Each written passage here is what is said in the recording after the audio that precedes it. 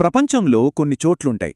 అవి కేవలం పర్వతాలు, నదులు మాత్రమే కాదు, వాటిలో మన ఊహకే అందని ఎన్నో రహస్యాలు దాగి ఉంటాయి. అలాంటి ఒక అద్భుతమైన ప్రదేశం గురించే మనం ఈరోజు మాట్లాడుకోబోతున్నాం. అదే కైలాసం. ప్రపంచంలోనే అత్యంత వింత పర్వతాల్లో ఒకటి. మరి ఇంతకీ దీన్ని ఎందుకు ఎవ్వరూ ఎక్కలేకపోయారు?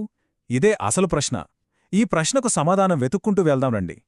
సరే, ముందుగా అసలీ పర్వతం ఎక్కడుందో చూద్దాం. ఈ రహస్య పర్వతం టిబెట్లో ఉంది. ఇది మామూలు ప్రదేశం కాదు, ప్రపంచంలోనే అత్యంత పవిత్రమైన ప్రదేశాలలో ఒకటిగా దీనికి పేరుంది. అయితే ఈ పర్వతం గొప్పతనం కేవలం ఒక్క మతానికే పరిమితం కాదు. హిందూ మతం, బౌద్ధ మతం, జైన మతం, ఇలా ఎన్నో సంప్రదాయాలకు ఇదొక పవిత్ర స్థానం. ఒక రకంగా చెప్పాలంటే విశ్వాసాల సంగమస్థానం. ముఖ్యంగా హిందూ విశ్వాసాల ప్రకారం చూస్తే కైలాసాన్ని సాక్షాత్తు ఆ పరమశివుడి నివాసంగా కొలుస్తారు. అందుకే ఇది కేవలం రాళ్లు రప్పలతో ఉన్న ఒక పర్వతం కాదు, అంతకు మించి ఒక శక్తివంతమైన ఆధ్యాత్మిక ప్రతీక. ఇక్కడే మనకు అసలు ఆశ్చర్యం మొదలవుతుంది. ఆలోచించండి, ఈ రోజుల్లో మనిషి ఎక్కని కొండలేదు, జయించని శిఖరం లేదు. ఎంత ప్రమాదకరమైన పర్వతాలనైనా ఎక్కేశారు. కాని ఒక్క కైలాసం మాత్రం ఇప్పటికీ ఎవరికీ లొంగలేదు, ఎవరూ దాన్ని అధిరోహించలేకపోయారు. ఇతర పెద్ద పర్వతాలతో కైలాసాన్ని పోల్చి చూస్తే మనకు విషయం ఇంకా స్పష్టంగా అర్థమవుతుంది. ఉదాహరణకు, ఎవరెస్ట్ శిఖరాన్ని ఎక్కడమనేది మనిషి ఓర్పుకు, పట్టుదలకు ఒక పరీక్ష. కాని కైలాసాన్ని ఎక్కడం దాన్ని పవిత్రతను దెబ్బతీయడంగా, ఒక అపచారంగా చూస్తారు. మరి ఇదంతే యాదృశికంగా జరిగిందా, లేక దీని వెనుకేదైనా ఉద్దేశముందా?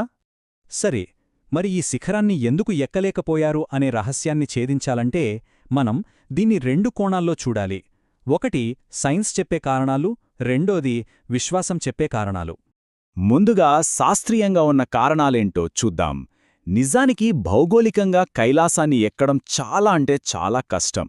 దాని ఉపరితలం చాలా సున్నితంగా ఉంటుందట.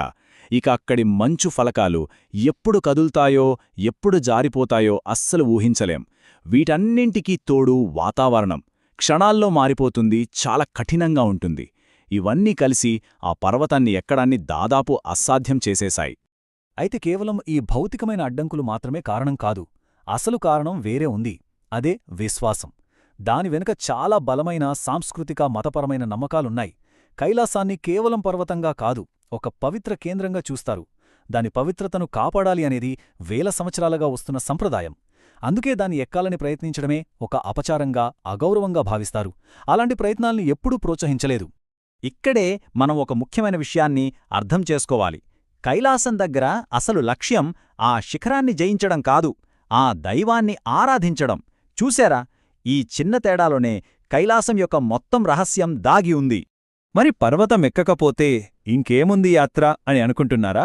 అక్కడే ఉంది అసలు విషయం. ఆ యాత్ర పేరు కోరా, లేదా మనకు తెలిసిన భాషలో పరిక్రమ.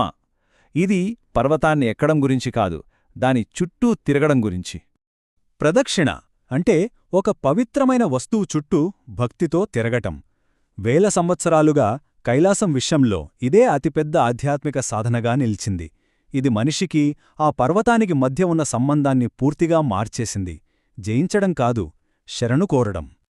మొత్తంగా చూస్తే కైలాసం మనకి, అంటే మానవాళికి ఏం సందేశమిస్తోంది? కేవలం ఒక భౌగోళిక నిర్మాణం అనే స్థాయి దాటి అది మనకు ఏం నేర్పుతోంది? కైలాసం మనకు గుర్తుచేసే ఒకే ఒక్క విషయమేంటంటే, మనం కొన్ని ప్రదేశాలకు ఇచ్చే అర్థం వాటి ఎత్తు, వెడల్పుల కంటే చాలా శక్తివంతమైనది. కొన్ని ప్రదేశాలు కేవలం మట్టి, రాళ్లతో నిండిన స్థలాలు కావు. అవి మన సంస్కృతికి, మన విశ్వాసాలకు ప్రతీకలు. అంతకంటే ఎంతో గొప్పవి. మనిషికి తెలియని దాని గురించి తెలుసుకోవాలనే ఆసక్తి ఎప్పుడూ ఉంటుంది గదా. బహుశా అందుకేనేమో ఎప్పటికీ ఎక్కడలేని ఒక శిఖరం అనే ఆలోచనే కైలాసం మీద ఆకర్షణను మరింత పెంచుతోంది. దాన్ని ఎప్పటికీ వీడని ఒక రహస్యంగా మిగిల్చేస్తుంది. చివరగా ఈ విశ్లేషణను ఒక లోతైన ప్రశ్నతో ముగిద్దాం. ఒక్కసారి ఆలోచించండి, కైలాస పర్వతం యొక్క అసలు ప్రత్యేకత ఏంటి? దాని భౌగోళిక నిర్మాణమా, లేక వేల సంవత్సరాలుగా మనిషి దానికిచ్చిన అర్థమా? ఏది గొప్పది?